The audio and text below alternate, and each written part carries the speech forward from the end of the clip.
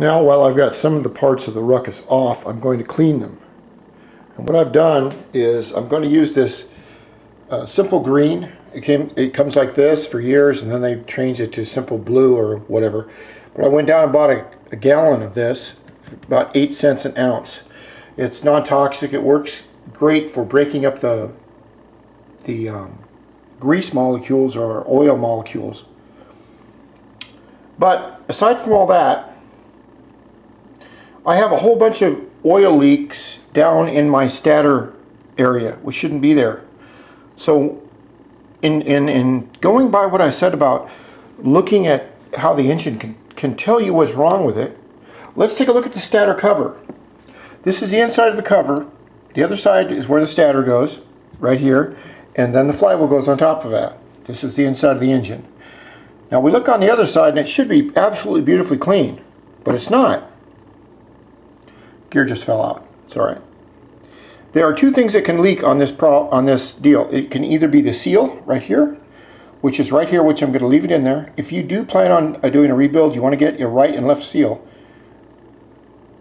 You want to do that every time, because your crankshaft runs around this, and in time it can degrade it. But if we look on this side, you can see there's dust on the seal, but there's no oil around it. If we look on the stator side of the plate, there is a lot of oil and dirt, which means the oil is leaked. But where did it leak from? The only place that it could leak from is somewhere around this rubberized area, which has a rubber ring like this cylinder cover right here. You can see the cylinder cover, there's no leaks. There's nothing on it. So it's just dirty. So I took a very close look to find out what was wrong by looking at this rubber O-ring, where it comes together and where it fits against the case, and I'm going, wait a minute.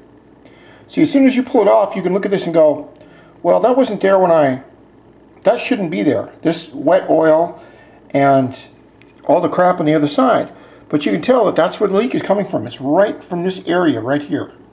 Let's see if I can put that up against a normal background. It's right on this area, which means either the plate has not been, it's worn loose down here, or that this O-ring, which is right here, has degraded right in the corner after 28,000 miles, which I believe is the case. But I want to find out why my flywheel has got oil around it and my stator when there should be no oil around it, or no oil and grease and everything around this magnetic pulse generator, as Krilla from Sweden has told me. That's what I was thinking of the name of it. This is your pulse generator, I think. Anyway, that magnetic thing should all be clean. Now we'll get on to the cleaning part. What I like to use to clean my parts with, they have so many nooks and crannies and everything else. Let's go part 2 on that. I know this is slow, but I'm going through this slow, and if you know all this, you can speed through it to the next section.